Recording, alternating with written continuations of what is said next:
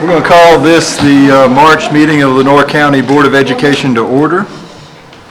We will recognize Mr. Harvey for the invocation. Thank you, Mr. Chairman. Let us pray. May the words spoken in this room tonight be beneficial to the students, parents, staff, and administrators in our school system. And may we be led by the guiding principle to always base our decisions on the best interests of our young people. Amen. Amen. Please join me in the Pledge of Allegiance. I pledge allegiance to the flag of the United States of America and to the republic for which it stands, one nation, under God, indivisible, with liberty and justice for all.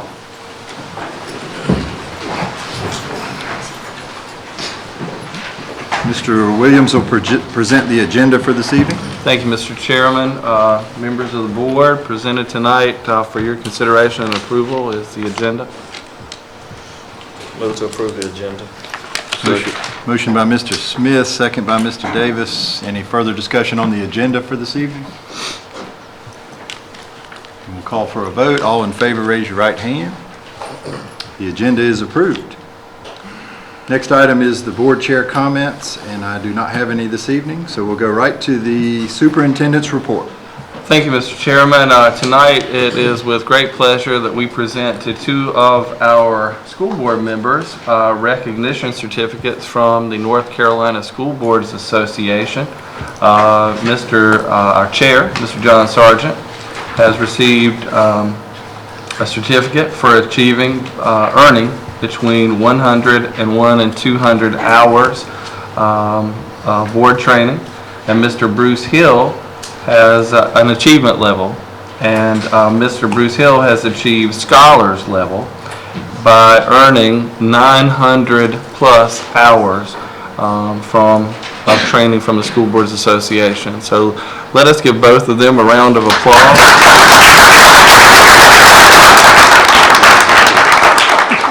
And I'd like to present both of them with their certificates now. So, Mr. Chair, Mr. Vice Chair, if you'd come around, please. Do we have to go around there? Okay. Well, it's your call.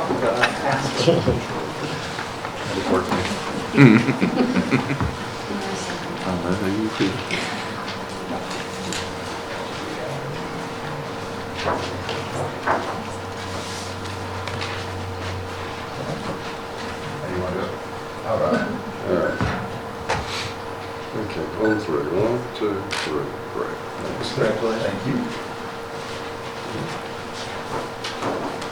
Folks, this is more than 900 hours. 900 hours of training for Mr. Hill. Mr. Hill, congratulations. Okay, on three. 1, 2, 3. Great. Thanks.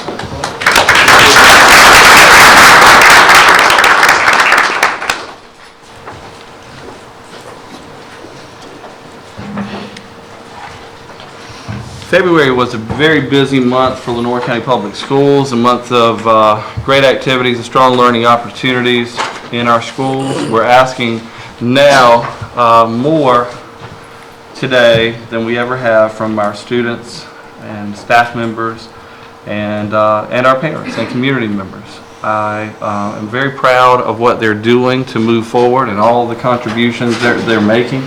Tonight I want to say to our teachers and our other staff members, to our students, to our parents, thank you for all that you are and all that you're doing to contribute to this school system and helping us to move forward.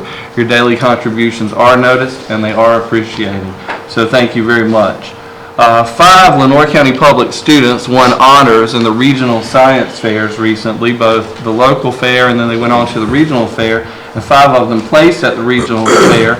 And they'll move on to, some of them will move on to the state competition March 25th. The team of Mary Lynn Dawson and Lindsay Williams, 7th graders at Woodington Middle School, placed first in the biotechnology division and earned special recognition for an outstanding project. If the students are here tonight, if you would stand and if your parents would stand as well, and then so that we can give you a round of applause.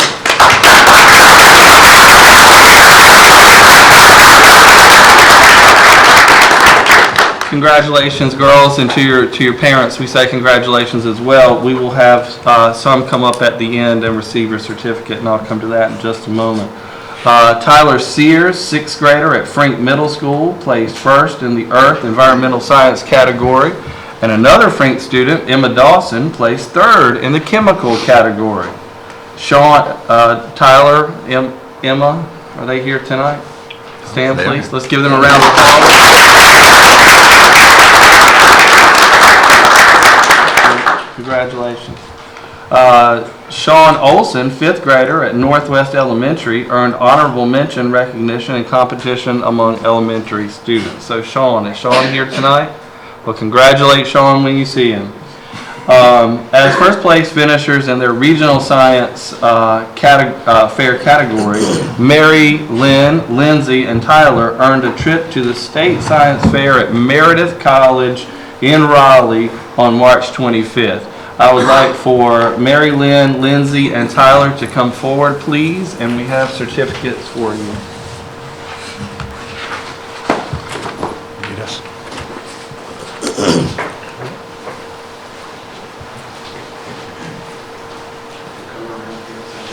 Mr. Holmes, would you like them individually or? Okay.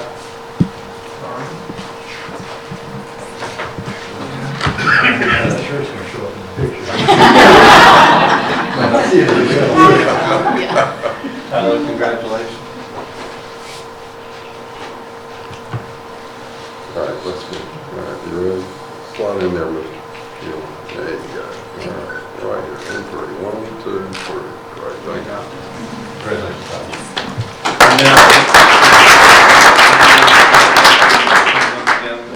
Okay, Mary Lynn.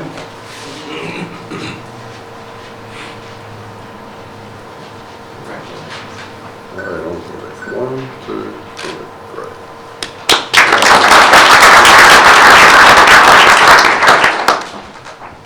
And then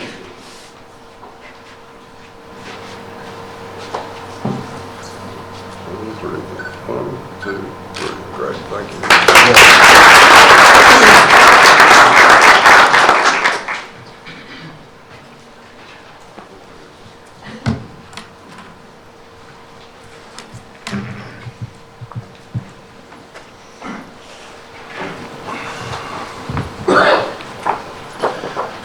we have a student from Pink Hill, Timberly Ritchie, has distinguished herself as being one of 13 finalists in the North Carolina Farm to School Art Contest. Her artwork will be featured in the 2017-2018 NC Farm to School calendar published by the North Carolina Department of Agriculture. This year's contest drew more than 2,100 entries from across the state.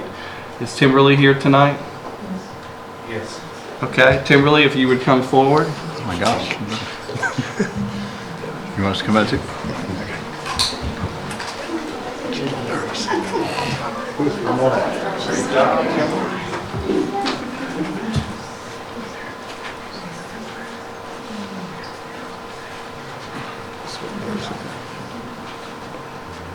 Okay, on three. 1, 2, 3. Hang on just a second.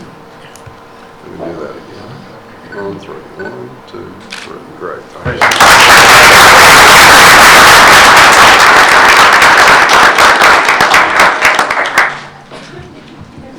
One of 13 in the state of North Carolina. Very proud of you, Timberly. The Lenore County Education Foundation mini grants were announced last week, and 30 projects and purchases worth nearly $13,000 for the classrooms in Lenore County Public Schools were announced. Congratulations to the winners of the 2016-17 mini grants. Pink Hill Elementary School, Darlene Holloway, Tracy Howard, Helen Lewis, Julie Grubbs, Melissa Boone, Jessica Bryan, Jennifer Bloom Miller, Caitlin Ball, Kelly Bennett, Walter Up the Grove, Amy Taylor, Amy Rouse, Walter Up the Grove, and Jean Turner. North Lenore High School, Kim Hipkiss, Banks Elementary School, Karen McCarter, LaGrange Elementary, Crystal Hodges and Jennifer Sutton, Moss Hill Elementary, Allison Mittman and Catherine Lynch, Southwood Elementary, Kara Howard, Angie Jarman, Melissa Ball, Taylor Davis, Jamie Dixon, and Michelle Hill, Whittington Middle, Tierra Jones, Anna Rouse, Kelly Wolf, Kelly Dawson, Melanie Davis, Shirley Whitley, David Roach, Lee Taylor, Andrew Gorman, and Selena Schoaf. Let's give them a round of applause.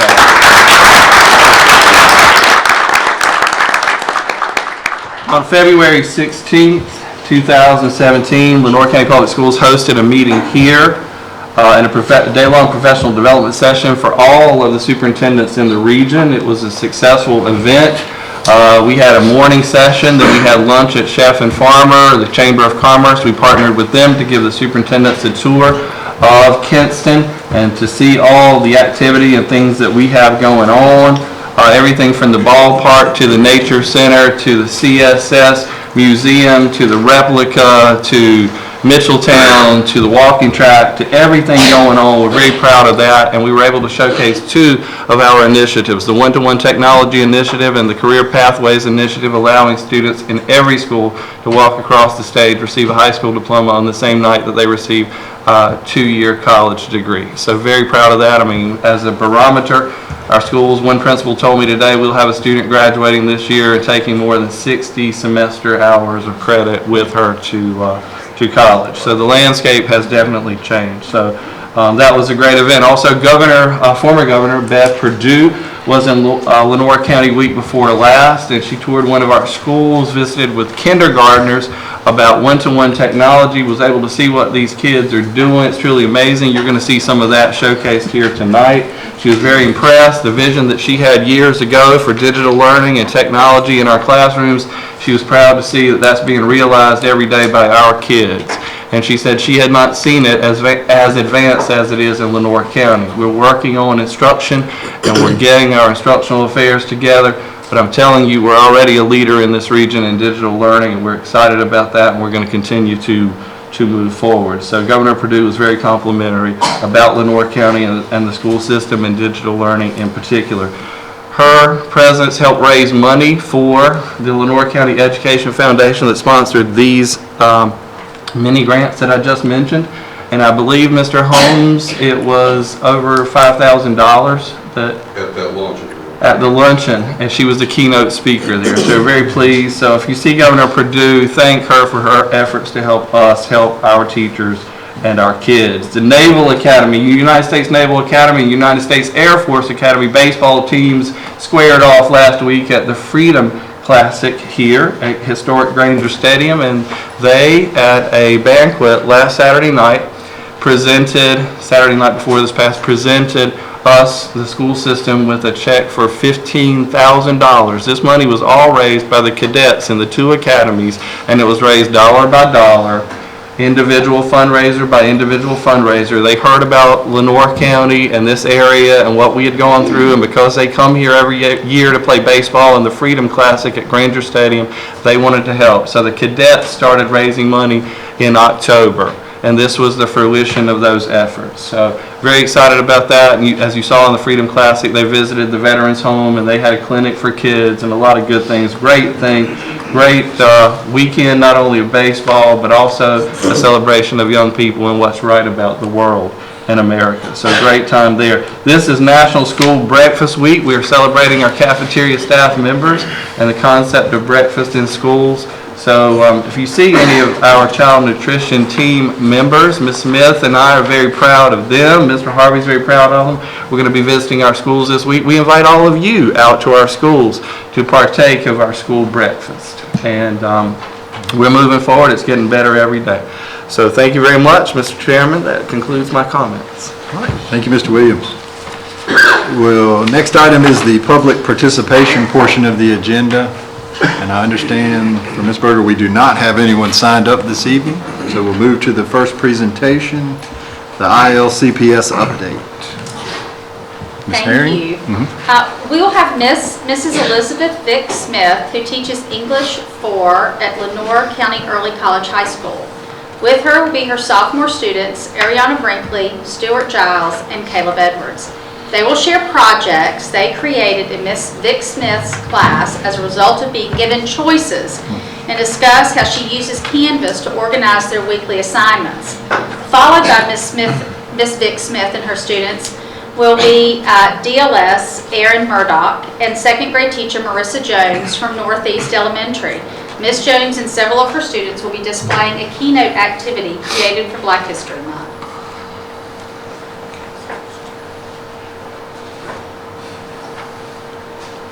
And Melinda McInnes, who is also the DLS at the Early College, is also joining the team.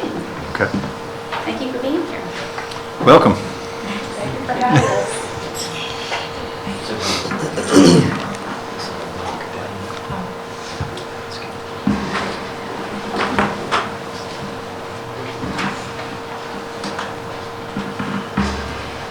I'm Elizabeth Vick Smith. I teach English at Lenoir County Early College, and these are my students, Ariana Brinkley, Caleb Edwards, and Stuart Giles. And they're here to present projects that they've created in my classroom.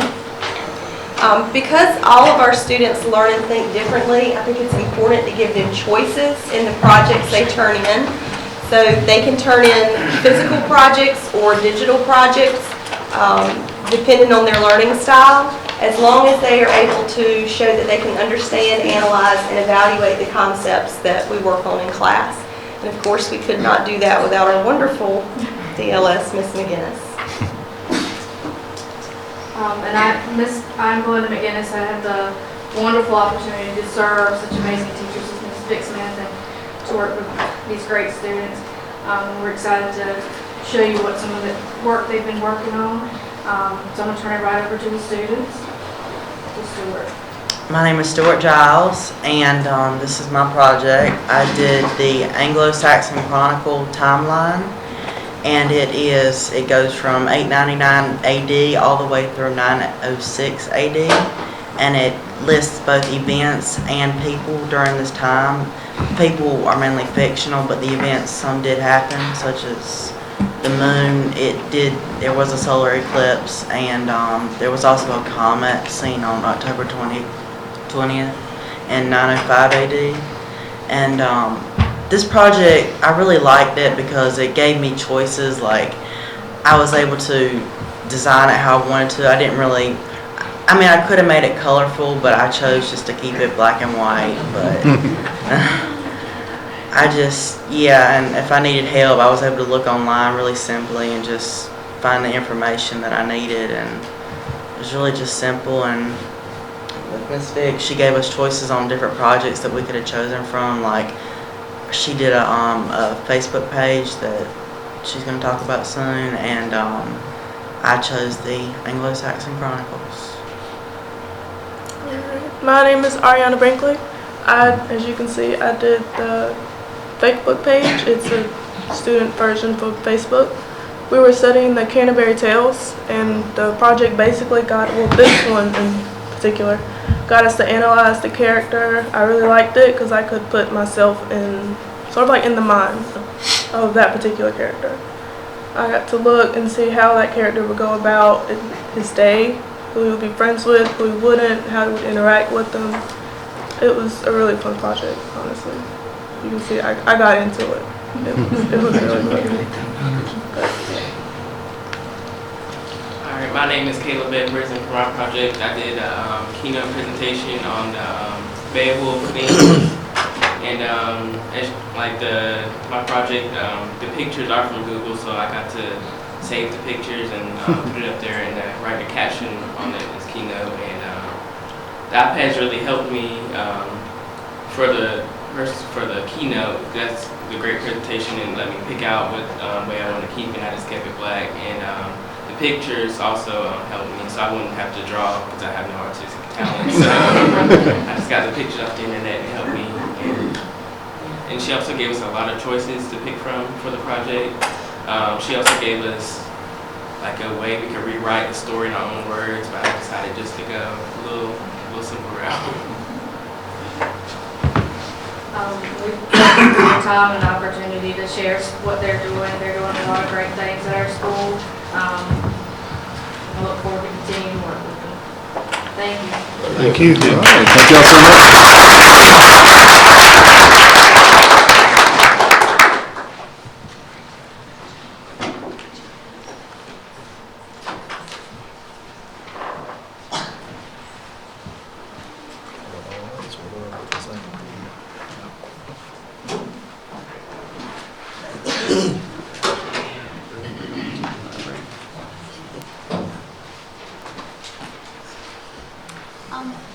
I'm Marissa Jones. I'm a second grade teacher at Northeast Elementary, and we've been working really hard in second grade on one of our reading standards is to ask and answer questions about a text. So we were able to integrate that really nicely using technology. So for Black History Month, our students did research on a historical figure that they got to choose. And their first task was to ask questions about their person before they did the research. They used their iPads, they used Epic, an app that has lots of reading, that they were able to read the book and find out things about their historical figure that they were researching.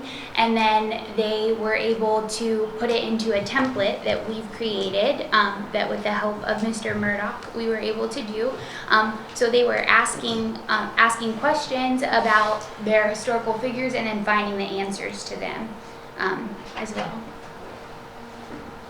Experiencing some technical difficulties. Oh, there we go.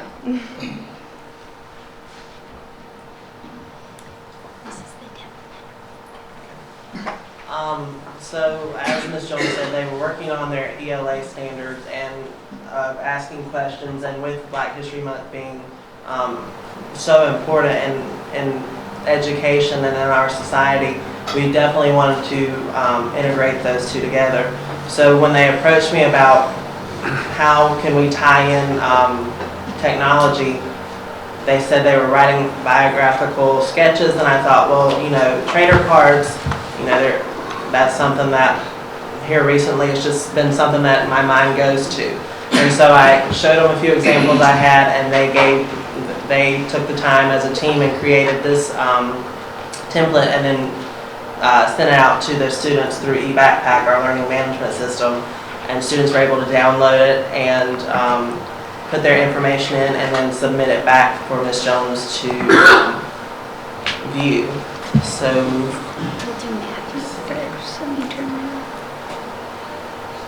and also during this process we talked about digital citizenship and how they can't just go online and choose any picture that they want, but we walked through the steps of how to find images that they could use, fair use, and not take credit for something that wasn't theirs to take credit for. Okay, Matthew, do you want to talk about your card that you made?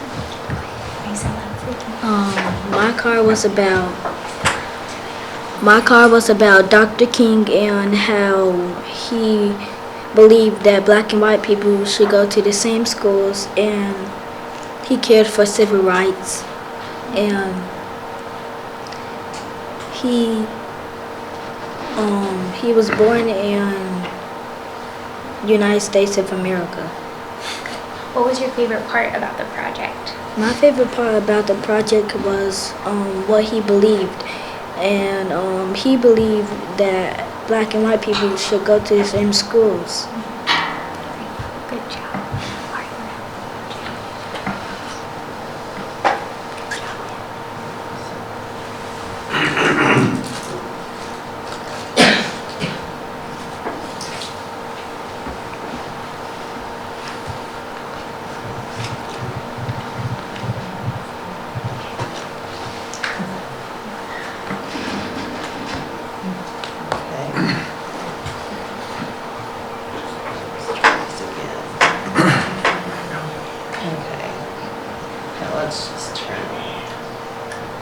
So we're having a little bit of an issue, but basically the template was the same. We're just going to let you, Jaisha, talk about her project or her trader card. What Dr. King cared about was about rights of all people, and he helped black people have equal rights as white people. And he lived in Washington, D.C. And my favorite part was when he helped black people have equal rights as white people. And this was their first time with templates in Keynote. Ms. Jones and I just got back from NC Ties, and she has started something this week that they're going to be using Keynote a lot more for. Yeah. So since we kind of saw what they were able to do on their iPads with this project, it inspired me to give them a little bit more responsibility with their iPads. So we started today using interactive notebooks on Keynote that they're doing creations and doing things on there. So we've still got some practice to do to work on formatting and things, but they're doing a really great job, and they've had a lot of fun doing the digital stuff. So. Can you say for everyone one more time what grade they're in? These are second graders. These are second grade Northeast students. Great job.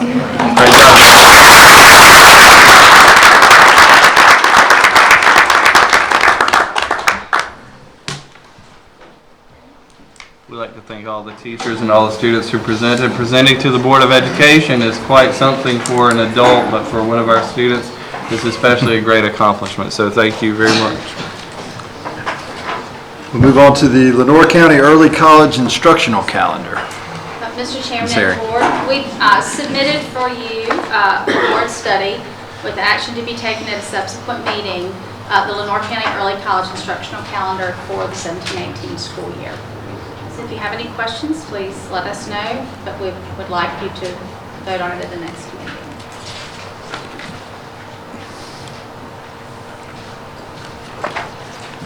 Any questions for Ms. Herring on the calendar as presented?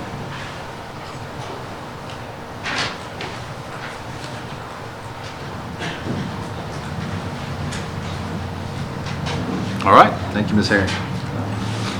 Next item is 6th grade athletic eligibility. Mr. Harvey. Thank you, Mr. Chairman. Last fall, the State Board of Education deemed that 6th grade students would be eligible for sports competition except for football with LEA approval. Lenoir County Public Schools has overwhelming support at the principal and athletic director level to allow 6th grade students to participate in sports beginning next fall. Attached is the revised State Board Middle School Athletic Manual. The eligibility information is found on page 5 of that manual. Also attached is policy 3620, extracurricular activities and student organizations, which has been revised to reflect the proposed change. We're asking you to study this and vote on it at our April meeting, please.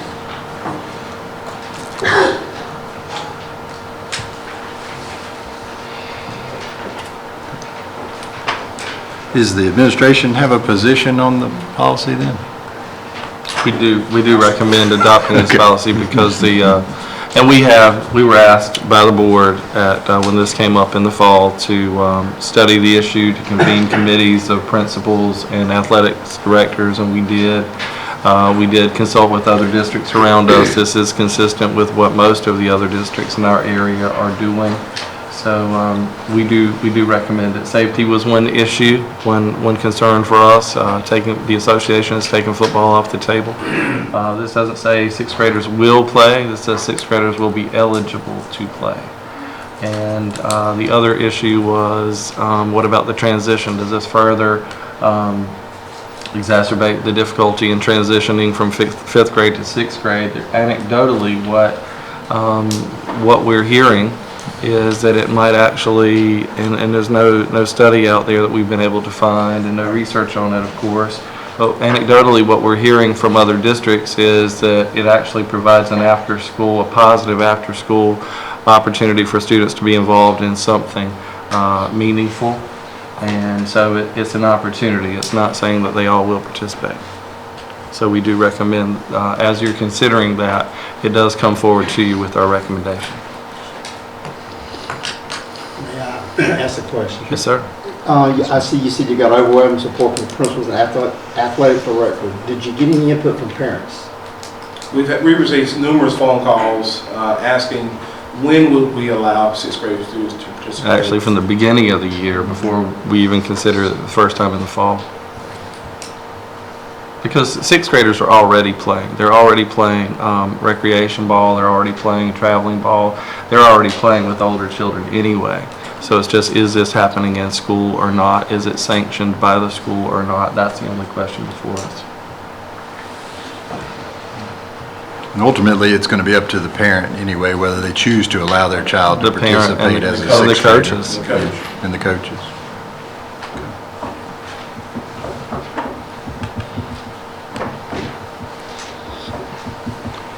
All right, any other questions about the sixth grade athletic eligibility policy as presented?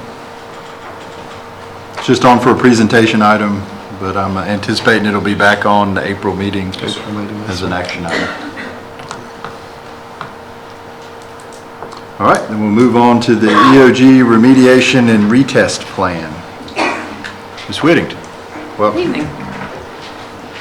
The North Carolina Department of Public Instruction is allowing districts to administer end-of-grade and end-of-course assessments during summer school to students who did not make at least a level 3 during end-of-year testing. The results of these additional testing opportunities will be included in the proficiency calculations for school accountability for the 16-17 school year. However, the results will not be included in the growth analyses for educator effectiveness. The inclusion of these test scores in the 2016-17 accountability reports is grounded in recognizing summer school as an additional learning opportunity that occurs outside of the regular academic calendar. Our plan is to offer summer school June 14, 15, 19, and 20th. There are a few requirements of this additional learning opportunity. Student participation is voluntary. Parents or guardians must make the final decision regarding participation in this program.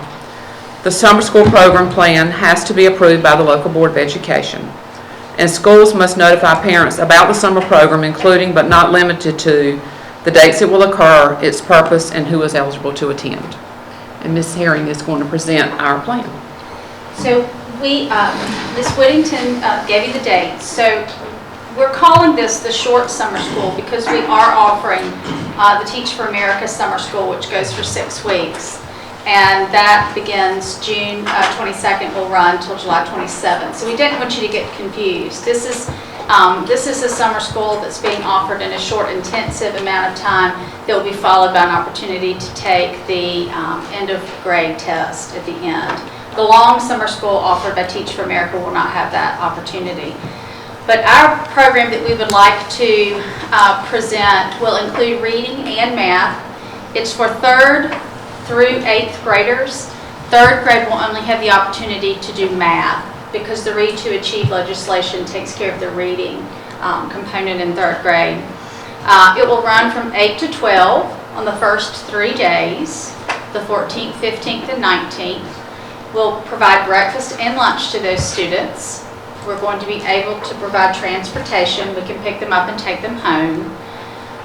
We're hopefully we're hoping to do 60 students per school to offer this short summer school, but we don't want anything greater than a 10-to-1 ratio.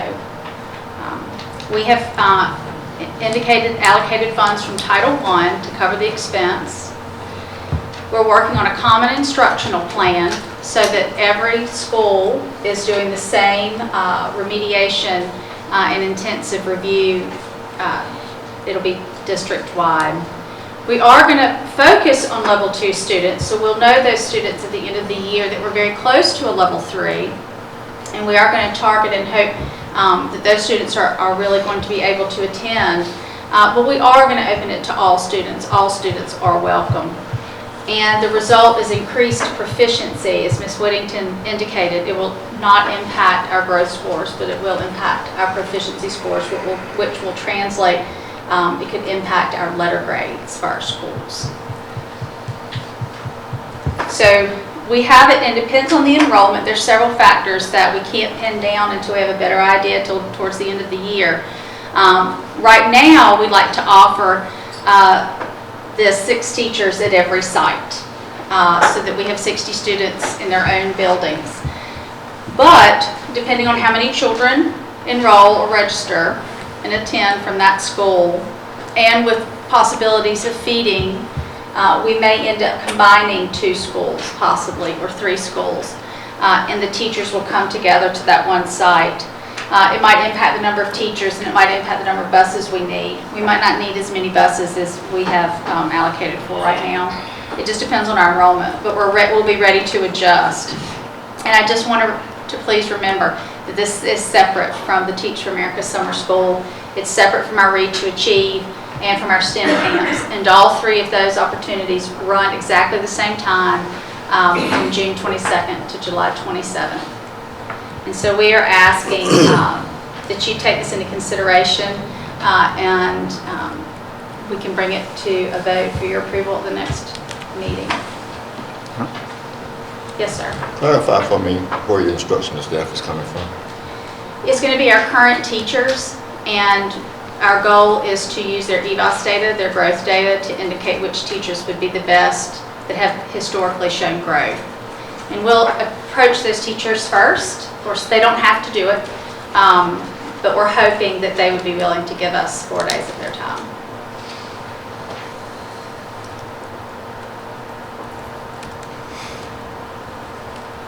Any other questions?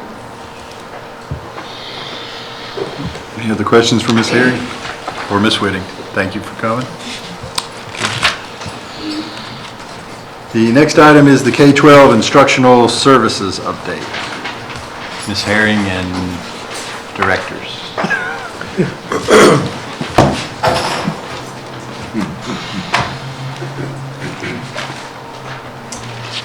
Mr. Chairman and members of the board, this evening we are presenting a comprehensive plan of our instructional services offered to K-12.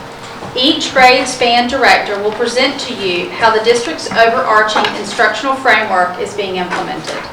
The systems, processes, and supports that will be addressed tonight did not exist prior to the spring semester of 2016. The presentation is a comprehensive overview of the work being done and, most importantly, the successes and progress being made. There are several items that each director will talk about during their part of the presentation. These include the instructional guides and resource website created by the Curriculum and Instruction team, the walkthrough instrument, common benchmark assessments and results, professional development that we are offering both to teachers and administration, the principal support that we are offering, and highlights from each individual grade span. Each director will present beginning with Dr. Amanda Bullard Maxwell, followed by Ms. Tracy Cole and Mrs. Amy Jones. Thank you. Dr. Bullard. Great. Good evening, everyone. Welcome. It's my pleasure tonight to share with you the good work that is being accomplished at each of our elementary schools. Certainly, you are probably aware there's a wealth of research available that indicates the #1 contributing factor to positive student outcomes is an effective teacher in the classroom. Can you guess what the second contributing factor might be? Anyone? Besides an effective teacher, what else? They're back there. If it gives you a hint. The principal. Exactly. So it's with teachers and principals that the curriculum team has focused their support for the 16-17 school year. So one of the things that I believe personally is impacting teaching and learning in Lenoir County this year is the development of ELA curriculum guides, K-5, and also math curriculum guides. These curriculum guides were developed by our teacher leaders. They are based on grade level content standards. They include quarterly pacing as well as rich research-based resources that have been embedded throughout. I'm pleased to say that just as early as last week, K-5 science curriculum guides were developed and they will be rolled out for the 17-18 school year. Plans are also underway for the development of K-5 social studies curriculum guides. Also, our teacher leaders have been at work to develop and also administer quarterly benchmark assessments in ELA, 3rd, 4th, and 5th grade, mathematics, 3rd, 4th, and 5th grade, and science for 5th grade. These benchmarks are aligned to our pacing guides, and they were created in SchoolNet, which is a state assessment system that is under the umbrella of Homebase, which I'm sure that you all have heard of. With that said, I'd like to share with you the results of our benchmark assessments, and we'll look at 3rd, 4th, and 5th grade reading assessments, and we'll also look at our math assessments. So if you'll look in the far right-hand corner, the highlighted yellow column, you will see the 15-16 EOG proficiency scores. On this particular slide, this is for 3rd grade. You will also see the results of our first quarter benchmark assessments and our second quarter benchmark assessments. Now, we included the EOG data because we feel like that this is a favorable comparison for us and where we are currently. Our first quarter benchmark, keep in mind that this was not a cumulative assessment, of course. It was based on first quarter data. It was also shorter too. You need to know that there were not as many benchmark test items on the first quarter assessment, and this was strategically done by our teachers. There were a larger number of test items on our second quarter assessment. This too was not cumulative in nature. But if you take a look at our proficiency scores for our EOG assessments, you can see some bright points there. Most definitely, if you compare, the second row is our district data, and if you can see that our district proficiency score was 50%, second quarter 55.8%, in comparison to our 15-16 EOG proficiency score for third grade reading. You can also look through the school, and their proficiency data is also improved for most of our elementary schools. The same holds true for our fourth grade results. Second quarter district proficiency level was 66.8 compared to 47.1%. And keep in mind that the bank of test items that were included in these benchmarks are released EOG items. So therefore the rigor is comparable to the end of grade assessment. Same thing for our fifth grade reading, data which is a very bright spot for us. If we look at EOG score, 45.3% proficiency, and we've been across the district 60% proficiency for our fifth grade reading. Now we move to math. We see similar results with increased levels of proficiency. Do know that our third quarter assessment is scheduled to be released March the 20th, and I feel that this will be a true gauge of where we are and how we will compare in the spring, because this particular benchmark assessment will be cumulative, and it also will be a comparable length as the EOG assessment. So there's our third grade math. Fourth grade math, similar results that are favorable. Also, our fifth grade math results are favorable for most schools. All right. So as Ms. Herring mentioned, our professional development offerings this year have been strategic in nature. So the district team took a look at our achievement data, we looked at our needs assessment, and we moved forward in planning what does our district need to focus and improve student achievement. So some of our efforts this year include professional development focused on curriculum guides and lesson plan development. All schools received professional development focused on the use of learning targets, best practices in professional learning communities. And of course, I am almost 30 years experience with the public school system, and some of the best professional development I've ever participated in was the benchmark analysis that we've done at every school. So with all those scores that you saw, we simply didn't take the temperature of the students, but we acted on that data that we received. So we went to every school after a benchmark assessment. We looked at their assessments. We identified the content standards in which the students had deficits. We sat down with all the team of teachers at each grade level, and we talked about what does that standard look like at mastery. In other words, what will students be able to do if they have truly mastered that standard? We talked about misconceptions that students might have and how to address those with strategies that are research-based, tried and true practices. And then we developed a plan for corrective instruction. With all my experience, that's been some of the best professional development I've been a part of, and I think our administrators will agree to that too.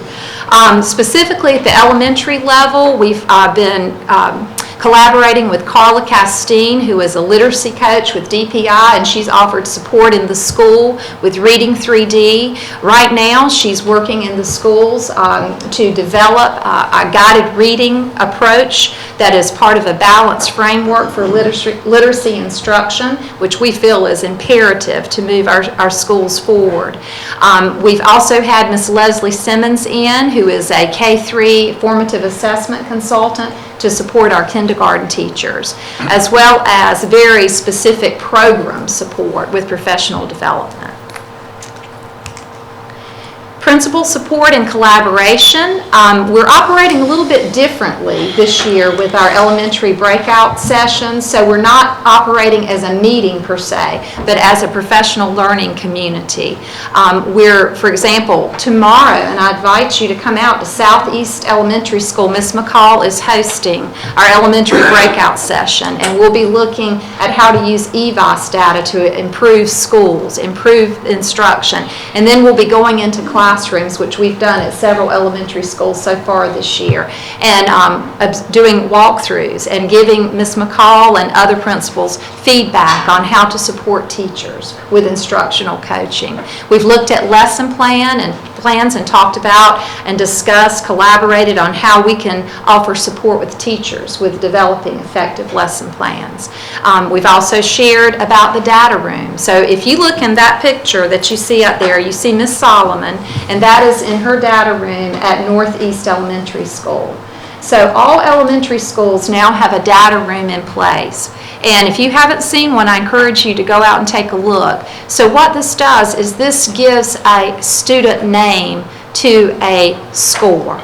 Okay? So it helps teachers work together collaboratively to track a student by name. How is Johnny doing? You know, what can we do to help Johnny achieve more? So we've done a lot of work around that. We have vertical track collaboratives in place. I specifically support the South Lenoir track. I invite you to come out to Moss Hill on March the 14th. All the South Lenoir principals will be there, the track principals, and we'll be doing some walkthroughs there as well. So that's been very effective. We have feedback that we offer with on school newsletters and also NC Star support. And I'm going to kind of go out here and show you my elementary school news website that I use, and I update this probably every 2 to 3 weeks, and this offers a support for our elementary principals. I always include an instructional component because our principals are working to increase their instructional capacity. It also includes elementary updates, things that are going on as far as professional development or just things to remember in the world of the elementary school. And then I feature a school a month. So this particular feature was Southwood. Let's see what else we have. One thing that I'm very proud of is the district collaboration that we're doing. We have principals that are opening up their school doors to their colleagues. Specifically, we've had Banks, Northeast and Southeast, as well as LaGrange, that are collaborating and doing school visits to support the implementation of Number Talks, which is an effective math strategy. That's something that's going on. Just a few more highlights of things that have been going on. We've developed an elementary literacy task force that will be looking at a balanced literacy framework for Lenoir County, which includes guided reading. We have developed a pilot with an elementary robotics program that will take place at Northeast and Banks Elementary. We had our science fair, and Mr. Williams has already talked a little bit about that. 5 regional winners, as well as 3 advancing to the state competition. And I'd also like to invite you to the Lenoir County Spelling Bee, which is scheduled for tomorrow night, 6:30 at Northwest Elementary School Auditorium. Hope you'll be able to participate and attend. All right, turn it over to Ms. Cole.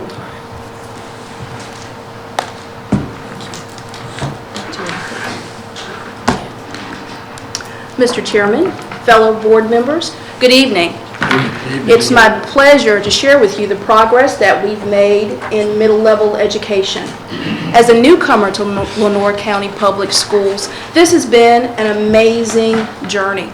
I remember starting at the very beginning of the year at the admin summer retreat, and I shared with the principals, we need to recognize where we are and where we need to go. This could be a hard ride. This could be a bit uncomfortable, but to grow, sometimes you have to stretch. And together, we need to make this happen for children.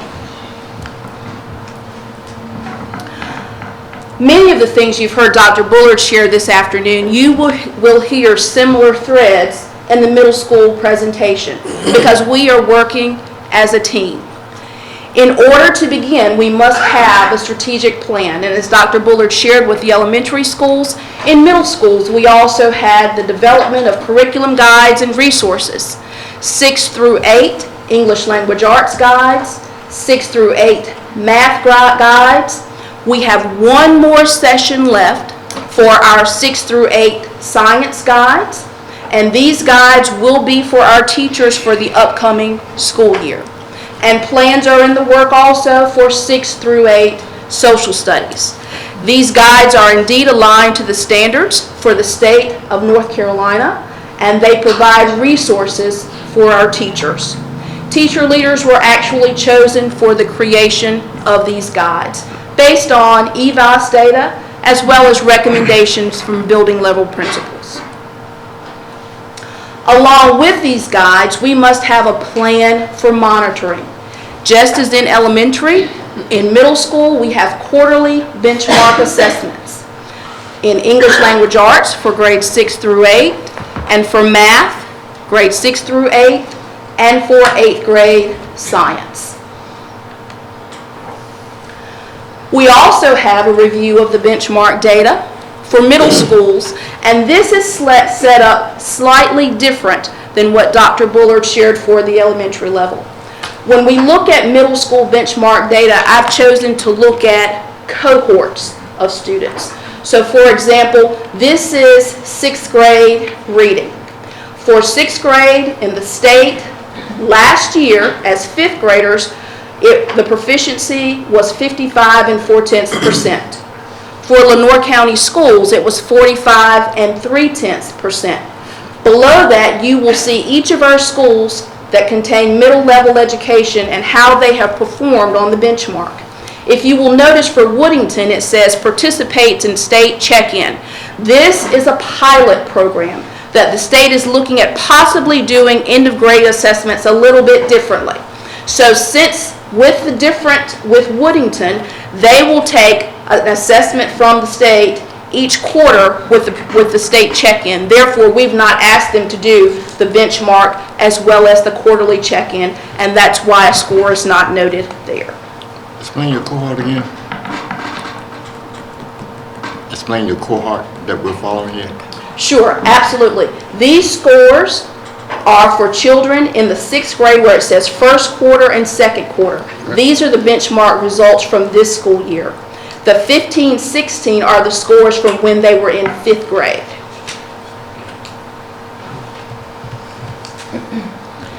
In 7th grade, you will see for Lenoir County Public Schools, 42%, and you'll see how our students are performing in 7th grade reading with the quarterly assessment, as well as 8th grade reading. We also have assessments in math, our benchmark assessments for math. 7th grade math. And again, the 15-16 EOG scores, these were the 6th grade scores of the students who are currently in 7th grade. So in the 6th grade for Lenoir County Public Schools, 30 2/10% of the students were proficient. But when we look at the quarterly benchmarks, first quarter 45 8/10% were proficient and 39 3/10% were proficient. And we have 8th grade math. These assessments are given first quarter, second quarter, based on the standards for that particular quarter. We will have a third quarter assessment to be administered around March the 20th, as well as 1 month prior to the end of grade test. Our teachers and I have had conversations about administering a mock EOG, which will be cumulative, meaning it will contain all of the standards for the year, and it will be designed based on the state's end of grade test. The benchmark assessments were designed in SchoolNet. The makers of SchoolNet are also the ones who designed the end of grade test. So we feel very confident in the rigor of our benchmark assessments. In terms of professional development this school year, our teachers have participated in curriculum guide and lesson plan development. Again, you'll hear common themes from the elementary world. Learning targets, where we talk about looking at the standard, identifying an objective, communicating that objective in a student-friendly language, and then making sure that after a lesson is taught, students are able to identify and talk about what that respective objective is. We've also worked on best practices in professional learning communities. We looked at analyzing end-of-grade goal summary forms. This was done at the very beginning of the year. This is where you take the goals for the grade level and you look to see how students performed. That information is talked through with our staff so they will know exactly where our students start as they move throughout the year. We too have worked on benchmark analysis. Again, it's more than just giving a test, but looking at the items on the test. Where did our students do well? What are our areas of concern? How do we need to go back and teach this differently? Because the key is doing it differently. If you teach it the same way it was taught, then students may practice it incorrectly. And that's not helping them grow. The purpose is for our students to grow. And that's what corrective instruction is all about. Our teachers are participating in Math Design Collaborative. You may hear MDC or MDC and Literacy Design Collaborative, LDC. They've had training in Edgenuity. We are very excited about our STEM labs at CSS, at Frink, and at Rochelle Middle School.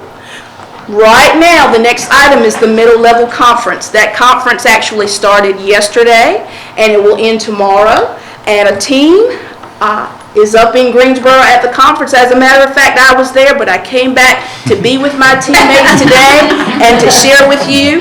But we are super excited about the middle school conference. We have principals there, we have assistant principals there, we have a media coordinator there, and we have a team of teachers there. The comments that I heard prior to leaving to return here this evening, Ms. Cole, we are doing some of these things. Ms. Cole, we need to go and visit some of these places. This has been confirmation for us, plus it's given us some areas to stretch. So I'm very thankful that we've had a chance that we are attending the North Carolina Middle Level Conference, as well as we had representation at the NC TIES Conference. Oops, I'm going the wrong way. In terms of principal support and collaboration, just as in the elementary setting, we are operating our breakout sessions as professional learning communities. And we take this as an opportunity to model what an effective professional learning community looks like. Principals have an opportunity to submit items for discussion. We have an agenda. We have norms for the meeting as to how we need to operate. We also go on walkthroughs within the building. And we do this modeling because our goal is that when principals return to the building, they model for their faculty. As you heard Dr. Bullard say, in addition to having an effective teacher, having an effective principal is key in the building. Along with doing this for principals, we are also doing this for assistant principals. And I'm very thankful that we are including assistant principals in this professional development because they could be our very next principals. And if a person does not have the desire to be a principal, then they can be a strong system of support for the principal within the building. So we are meeting with principals as well as assistant principals. Being new to Lenoir County, the third item is a building level needs assessment with Ms. Pamela Broom. Ms. Broom is an outside consultant, and I've asked her to walk with me. We visited all of our middle level schools with a very specific goal in mind. Number one, we wanted to visit classrooms. Number two, we wanted to have a conversation with teachers. Number three, we wanted to have a conversation with administrators. And number four, we wanted to have a conversation with students. Just in case you don't know, middle school students will tell you. And so in those conversations, we are able to get a picture of our school's needs. And that's very helpful because one school's needs may be different from another school's needs. What Frank needs may be different from Rochelle, may be different from Woodington, may be different from CSS. So we need to find out where we are in order to help us better determine as to where we need to go. We also participate in walkthroughs and talk about what went well, what are some challenges that we're seeing.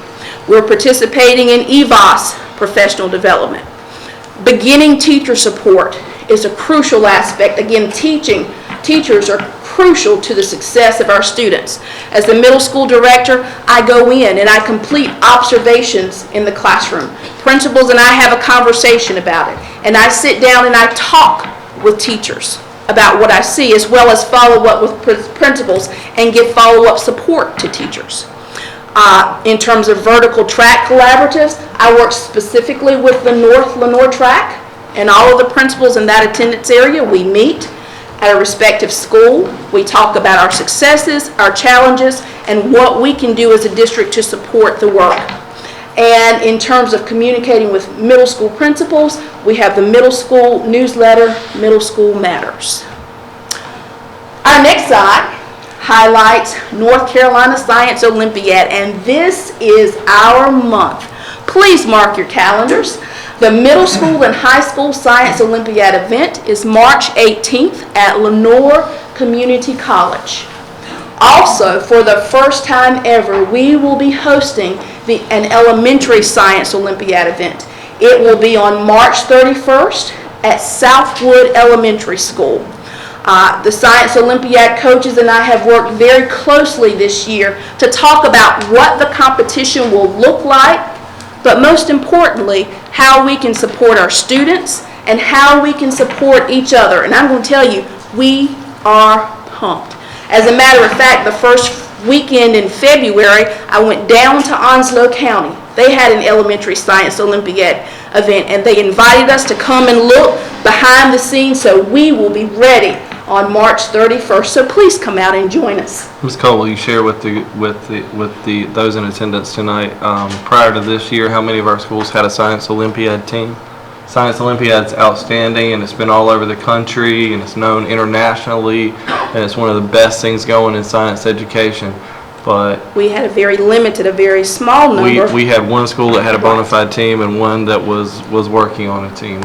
We had maybe 2 teams from 17 schools. This year we have 17 teams. We've gotten a lot of community support with Science Olympiad, who will be providing t-shirts for our team, lunch for our team, materials and supplies. We are very thankful to our teachers and central office staff who will be serving as competition volunteers. Everyone has joined hands to help make this event a success for our students and our teachers. So please, I invite you to come out and cheer our students and our teachers on at this event. Okay. And at this time, Ms. Jones will talk about high school. All right. Well, good evening, everybody. I think these 2 ladies have covered it, so I may be, repeating a lot of things that you've already heard, but happy to enlighten you on what's going on in the high school world right now. Thank you. We have also developed curriculum guides and resources for our students, and in our end of course subject areas, that's NC Math 1 and Biology and English 2. They're developed around units. We did also use the teacher leaders to work on those units for us, and there is a wealth of resources included in those curriculum guides. One of the things that was outstanding this summer was at the training where teachers were able to get their hands on the curriculum guides and to work with each other to look at the resources and to see the different things that they could utilize in their classroom. They are very grateful. They said they did not have things like that before that they could use in their classrooms. North Carolina final exam courses. We currently have curriculum guides for NC Math 2. And just for second semester, we have put up pre-calculus, discrete mathematics, and advanced functions and modeling. So we're well on our way to getting all of our high school subjects that have a curriculum guide. Math 3 is the one that is next on the list, and I have an outstanding group of teachers who are working on that this month. Hopefully we'll have that one up very, very soon. Plans are in the works to have many of our other NCFE academic subjects have curriculum guides for the next school year.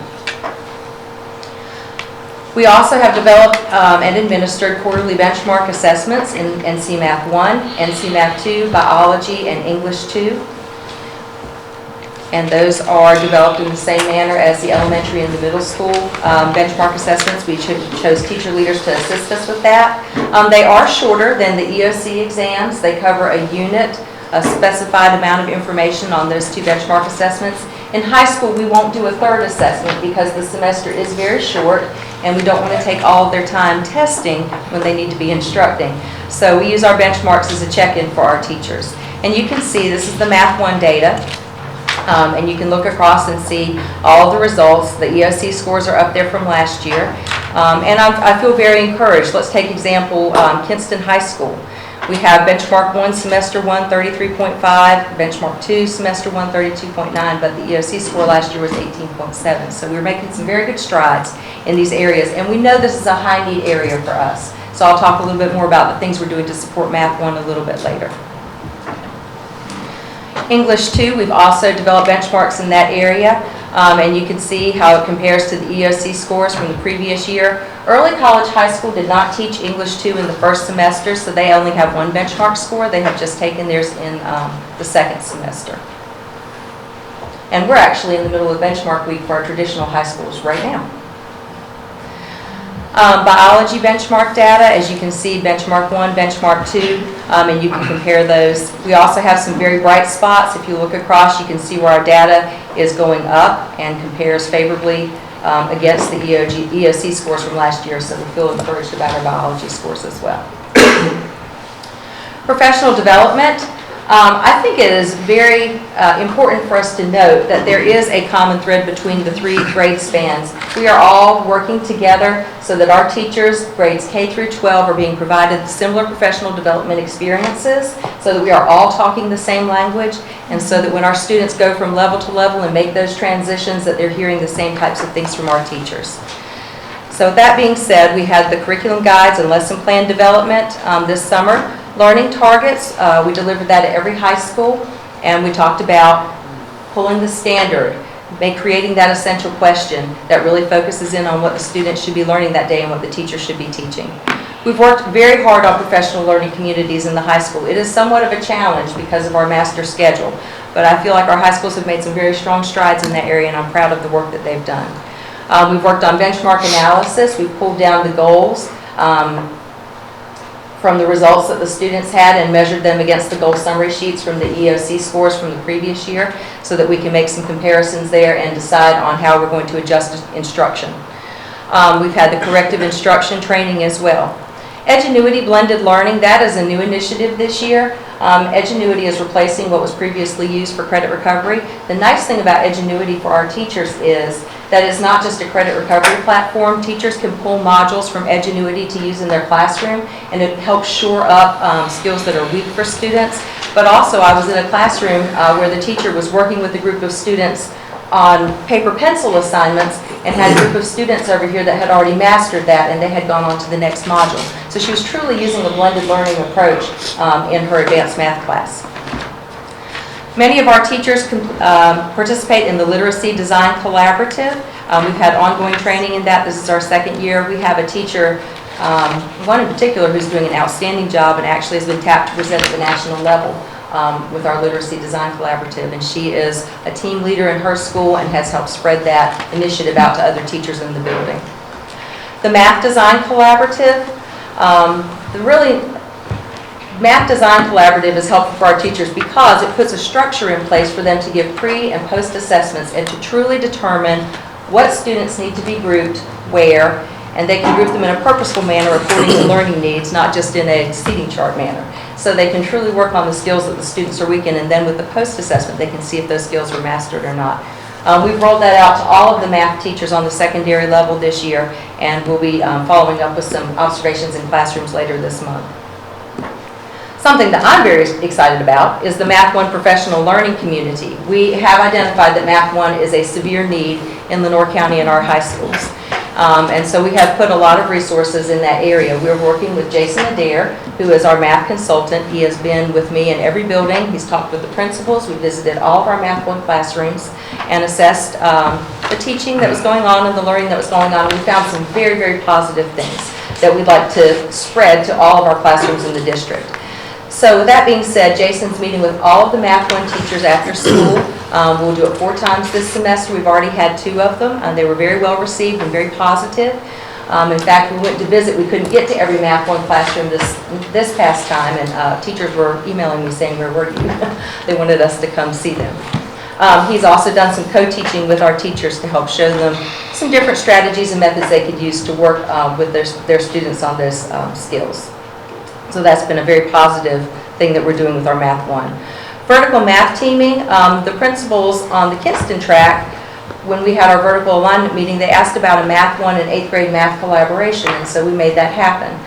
So our Math One teachers at the high school level met with our 8th grade math teachers from the middle school level, and the Math One teachers at the high school talked about what students need to know when they come to Math One, and the 8th grade teachers talk to them about what goals were very important in 8th grade math and how that fit in. So I feel like we're starting to build that framework of working not just side by side, but vertically too. So it's very exciting.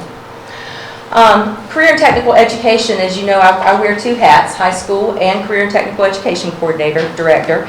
And so we have our results from the CTE assessments for the first semester. On the last work day, pulled in the CTE teachers, and we worked on the standards that we were strong, and we worked on the standards in which we were weak. The nice thing for CTE teachers was being able to get together. A lot of them are the only person at their school who teach that subject. And so having that across district collaboration was something that they found valuable, and we will hope to continue that pattern. I think it was a great day. And one other thing we're doing for professional development is the High School Counselor PLC. Of course, our goal for all students is for them to graduate and to be successful and ready to go to college, or to go into a career, or go into the military. And so it's very important for our high school counselors to understand how the courses that they take in high school fit together to make those things happen for our students. So we've had sessions on course selection guide.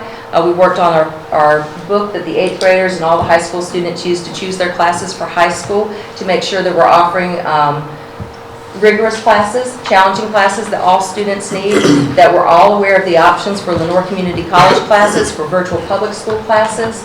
And the course selection guide is a very comprehensive document. It's posted on our website if you'd like to look through it. We've talked about the courses that we're offering. We've talked about what we're offering at South Lenoir and what we're offering at North Lenoir and Kinston High School, and how that fits together and what it looks like. We've had Athena Wilson, who is our LCC liaison, come to the Counselor PLC as well, and talk about how our program fits in with their program and how seamlessly we can make the Career and College Promise classes fit in with our classes. The latest thing that we did with the counselors was we visited UNC Lenoir to discuss a variety of healthcare careers and how students can access those opportunities. It's more than nurses and doctors. There were all kinds of wonderful things that our students can be doing in partnership with the hospital, and I felt like it was very important for us to partner with the businesses that help us the most. And UNC Lenoir has helped us with our job shadowing and health occupations classes for many years, but there is a lot more out there than just that one area. And principal support and collaboration. I enjoy my high school principal breakout meetings. We have also adopted the PLC model, and we have lots of rich discussion about the different topics that they want to bring up. LCPS, the instructional walkthrough and feedback for coaching. We have been in the buildings and walked through into different classrooms, all the principals, and have come back together and gone through that information and talked about how to coach, how to support, how to make teaching even better than it is. A really interesting PLC that we did was the lesson plan review. In one of our last PLCs, we took our benchmark data, reviewed it against our EOC data from the previous year, and then looked at our lesson plans to see how are we addressing those standards that we need to be teaching and the things that are the most heavily tested on those goal summary sheets. So we had some good discussion around that. Vertical Track Collaborative, I have the Kinston High School track, and we meet at a school just like the other two tracks do. We've done walkthroughs, we've talked about our challenges, we've talked about our celebrations, and we've talked about how we can support each other to improve instruction on our Kinston High School track. I've already talked about the building walkthroughs with Pamela Broom and Jason Adair. The High School Assistant Principal PLC, that is a Ms. Cole concept, and I have adopted it too for the high school assistant principals. And we'll be meeting this Friday, and we discuss the same sorts of topics that the principals do. Also, this Friday afternoon, we'll be working with Nola Taylor from DPI on a master scheduling workshop. One thing that has, as I mentioned before, has really been challenging for the high schools is the master schedule. When we're working with professional learning communities, it's not like elementary school where a grade level has a planning time together during the school day. High school teachers teach all over the day. Biology may teach first period, second period, third period, and not have a planning with a common planning with somebody else that teaches their same subject. So we feel like some of those things are very important for us to work on so that next year we'll be able to support our teachers even better. And we'll also be looking at EVAS data and how to place students in those classes for the upcoming school year.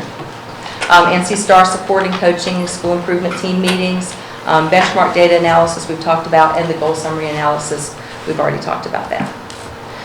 So some highlights for this year. You may not know, but South Lenore is building a tiny house. So if anybody needs a tiny house, we will be auctioning it off in April. It'll be the Saturday after Easter break. So please come to Pink Hill and come to the Tiny House Festival. The students have worked so very hard on this project. It's coming together very well. The walls are up, the roof is on. We purchased the composting toilet, which I had to learn about. So, but you are welcome to come. You are welcome to come help us with that. If you'd like to come help work on the house a little bit, contact me and I'll put you in touch with Mr. Emery. I'm sure he'd be glad of some additional hands. Kinston High School did a fabulous job hosting the Future Business Leaders of America, and several of our central services staff supported us in that and came out and helped as judges and with some different organizational things, but that was a wonderful day. We had students from all across the region enjoying Kinston High School and the hospitality there. The North Lenore High School FFA competed at the national level this summer. They did very well, and the students thoroughly enjoyed their trip. But it was a great day, too. We talked about the Math Design Collaborative rollout. I had the opportunity to present with Ms. Herring and Ms. Green and Becky Hines at the North Carolina School Boards Association on CSS, the Journey of a K-8 School. It was a good day, and I feel like we were able to share some of the good things we're doing in Lenore County with other people as well. And we're scheduled to present again later this month, so I'm excited about that opportunity. We also have brought the AmeriCorps STEM Tutor Program to Lenore County this year, and this is a program where some of our high school seniors have been chosen to work with our middle school students and to tutor in STEM areas such as math and science. And for doing that, they can earn scholarship dollars. So it's a huge time commitment, and they've done a very, very good job with that. And we've already agreed to work on that program again for next year, so I'm excited about the direction that that program is moving. And the North Carolina Math 1 Math Vision Project pilot, we've put that in place at Kinston High School. Again, working with Jason Adair, our math consultant. We're working with 2 teachers at Kinston High School. That program breaks down Math 1 in a very accessible way. And I was fortunate enough to observe a lesson that the teacher was doing, and it was outstanding. So we have 2 teachers working on that. I feel like that pilot is going to be something we can replicate in other areas. The 2016 Manufacturing Day, I was on the planning committee for that. We had over 500 students that went to the Jetport, participated in all the interactive exhibits, it was a great day. And then also CTE teachers have participated in industry tours. So you can see we're really not only working within our Lenoir County Public School walls, we have reached out to DPI, to business, to industry, all different avenues to support us and to help us and to show how Lenoir County Public Schools is a viable and valuable part of our community.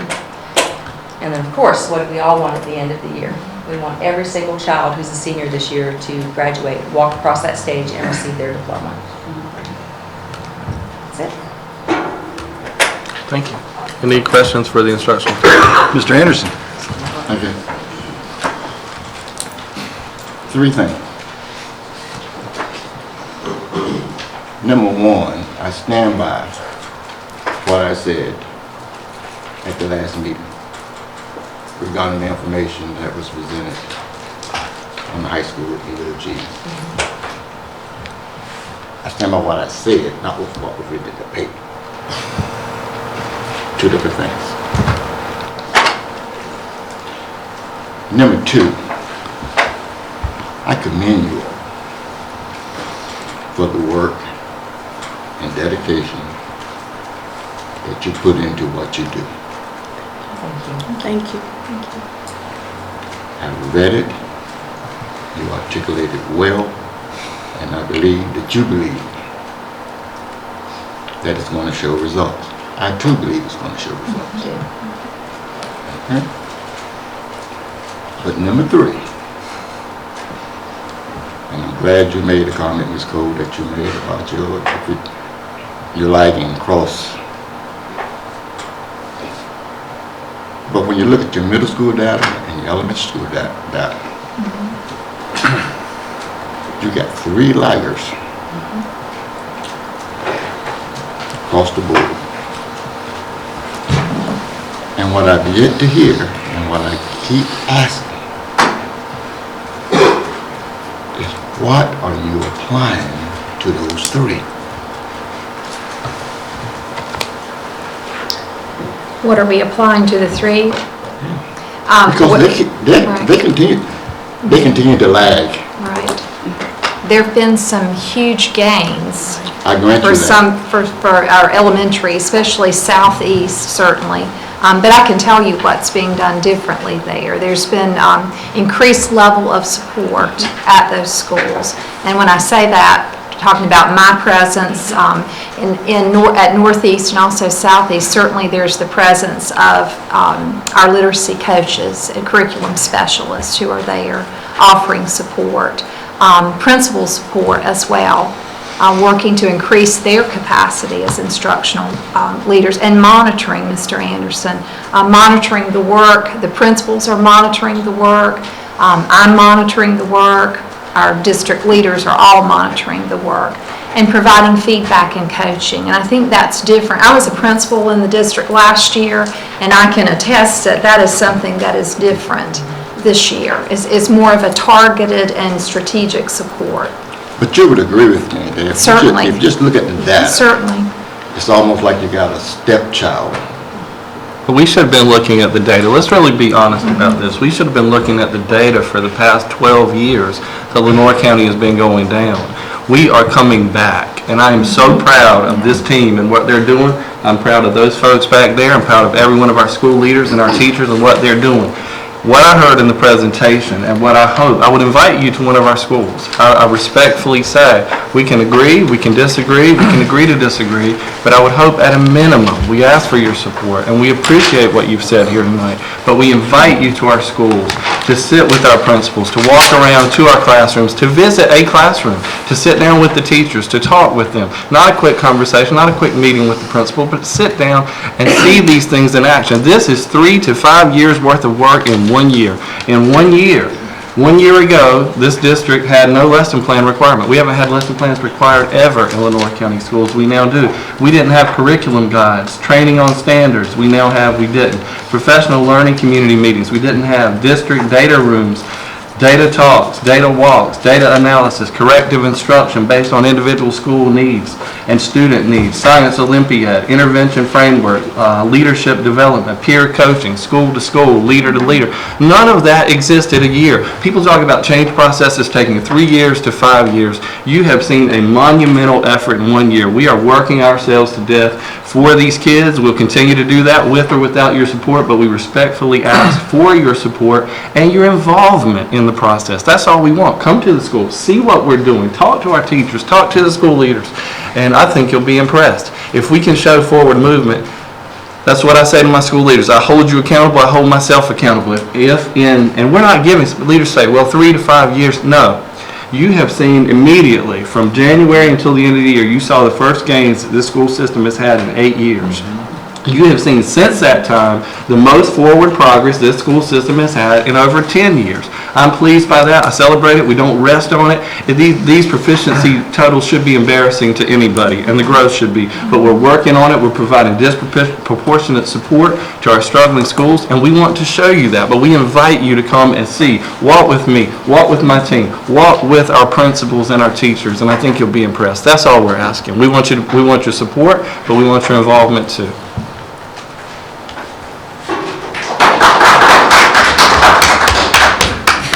I hear all that.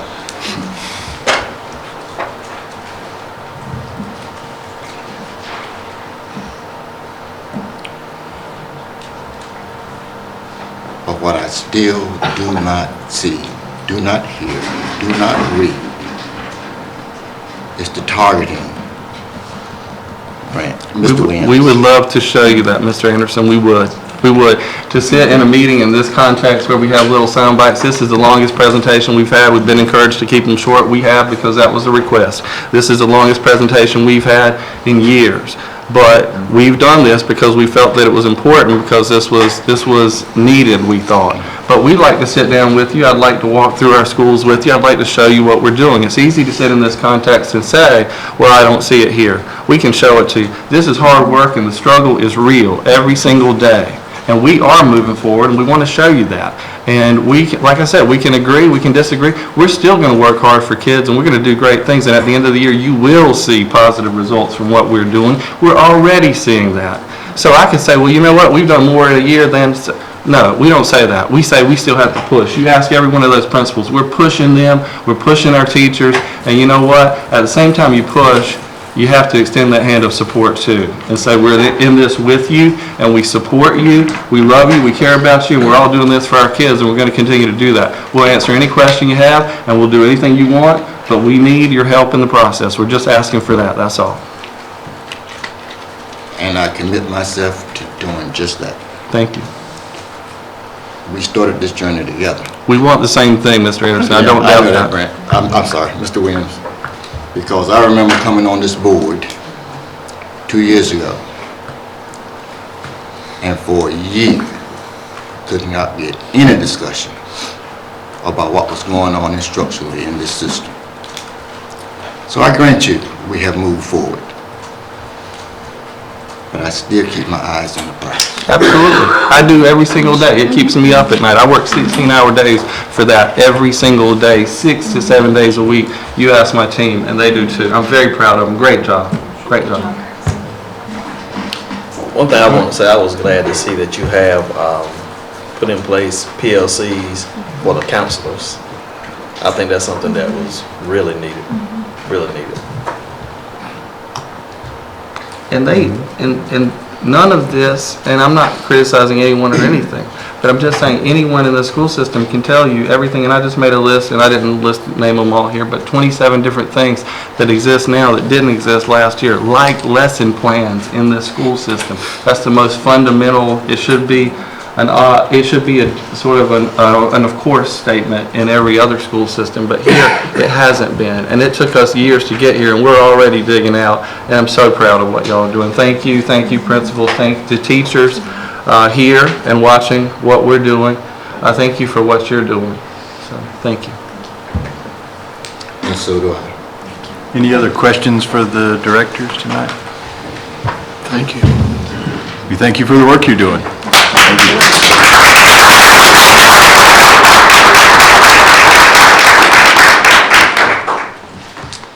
Next item is the financial report. Mr. Adams.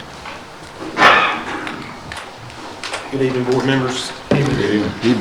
A financial report is prepared summarizing the budget to year-to-date financials for Lenoir County Board of Ed as of February 28th. Additionally prepared is the local fund balance as of February 28th. I'd like to point out, as was noted last month, there is a decline in fund balance this month, but that is anticipated throughout the year as our obligations come due. As you review it, if you have any questions, I'd be happy to answer them. Any questions for Mr. Adams on the financial report for this month? And we're going to go ahead and move the action portion of our agenda for budget amendment number 3. Yes, sir. The budget amendment number 3 is being prepared to revise the working budget to reflect the changes that have occurred throughout the year. Changes presented are to state public school funds, approximately $168 to the school technology fund, approximately $97,000 to special education fund, $63,000 to the bonus allotment for the 0.5% bonus that was paid in October, and approximately $68,000 to transportation for first semester early college. Federal grants fund was amended for Title I. A reduction was realized in the allotment for $33,000. If you have any questions, I'd be happy to answer. I did have one. Yes, sir. Fines and forfeitures, $400,000. Is that normal? Is that high? That budget has been in place. However, it's typically about $20,000 to $30,000 a month. So it's close, but it's a little high. I can look back at historical data and present that for you in future. I realize you're new, but that seems high to me. Right. Unless there was a major drug bust around here. I'd like to commend Mr. Adams for getting a jump start on the budget. He by the end of January had the framework of this year's budget, and we traditionally build that throughout the spring, and we'll be doing that. And we haven't gotten our firm allotments from the state, but we have gotten an initial indication because of declining student enrollment ADM numbers. We do expect cuts, but we'll plan for that. The best thing that we can do is advocate for what was known as HB 13 that passed unanimously by the House and now is in the state Senate. But that would, as we presented at a previous board meeting, cost us $27,000 if the fix goes through. If the fix doesn't go through, $1.6 million. So we certainly hope for that, and we're asking our representatives to support that as well. My pet peeve, people always asking me about, and you probably hear me say it for years, is the lottery funds. That's always my pet peeve, because you look at $750,000 out of what was the biggest payoff they had last Mega Millions. The Mega Millions. I mean, we look at all that lottery money that was promised to us that we don't get. So when you look at $750,000 out of all those millions and billions, it just don't look good. No, it's not. And I'll say this on that issue, most people don't realize it, but prior to the lottery, we got more money from the state for capital expenses than we do now. So don't let them tell you that the lottery is paying for capital expenses, because it's not. We got substantially more capital expense money prior to the lottery ever being put in place under the old system. Because there was a dedicated capital outlay just for that purpose. And now the lottery funds locally are dedicated to bond debt retirement. So, and I know that's unique to our district and to many districts, but that does explain a uniqueness here. Do we need a motion to accept the budget? Yes, we do. So moved. All right, motion by Mr. Anderson, do we have a second? Second. Second by Mr. King. Any further discussion on budget amendment number 3? We'll call it for a vote. All in favor, raise your right hand. It is approved. Thank you. Thank you, Mr. Adams. Next item is some surplus property. Mr. Harvey. Thank you, Mr. Chairman. First set of items is from the technology department. They have computers and other equipment that have exceeded the life expectancy and usefulness of the devices that no longer can be effectively utilized within classrooms or the schools. It is recommended the board declare the property as surplus and discard or sell with the proceeds returned to the school system. And that's the first set of photographs you have. Second set, the child nutrition department has cafeteria equipment that has exceeded the usefulness and can no longer be utilized. It is recommended that the board declare the property as surplus and discard or sell with the proceeds returned to the child nutrition department. Am I to assume in the first picture, the technology, that's just kind of a basic picture? Some of those items are not for sale or scrap? We're just kind of looking at a big room? It looks like a picture of the storage room. Not the lift, of course, but the technology. Okay. See some green in there. No, not the lawnmower. Mr. Smith says, is that a deal? No. See, that was a deal, huh? Yeah, I had my eyes on the lawnmower and the lift. You did too. I saw the John Deere in there. Right. We hold on to that. We still got a lot of grass. I tried. Good item. Yeah. Move to declare property as surplus for child nutrition and technology. A motion by Mr. Smith. Do we have a second? Second. Second by Mr. Davis. Any further discussion on the surplus property? If not, we'll call it for a vote. All in favor, raise your right hand. It is declared surplus, may be disposed of. Thank you, Mr. Harvey. Seems like we have an out-of-state field trip, Ms. Herring.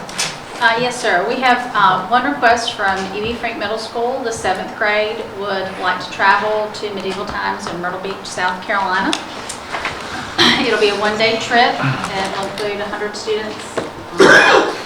We respectfully request permission for them to go. Move to approve the out-of-state field trip. Motion by Mr. Smith. Do we have a second? Yes, sir. Second by Mr. Hill. All in favor of approving the out-of-state field trip, raise your right hand. It is approved. Thank you. We'll entertain a motion to go into closed session. I move that the Lenore County Board of Education goes into closed session under North Carolina General Statute 143-318.11 to prevent disclosure of confidential personnel files, to consult the board's attorney in order to preserve the attorney-client privilege and to consider matters relating to the initial employment of an individual employee. Second. Motion made by Mr. Hill. We have second by Mr. Smith. All in favor going into closed session, raise your right hand. All right, we are now in closed session. Thank you. Should we take these with us? All right, we're back in open session. We'll entertain a motion to approve the personnel report with the addendum. Move to approve the personnel report with the addendum. Motion by Mr. Smith. Do we have a second? Second. Second by Mr. Davis. Before we call for a vote, Mr. Hill. Yeah, Mr. Chairman, I need to recuse myself from the vote, please. My wife is on this person. Very well. All right, we'll call that for a vote. All in favor, raise your right hand. It is approved unanimously with Mr. Hill noted as being recused from that vote. Next item is a motion to adjourn. So moved. Mr. Anderson, second by Mr. Woods. All in favor of adjournment, raise your right hand. We are now adjourned. Thank you very much. Let's go eat some.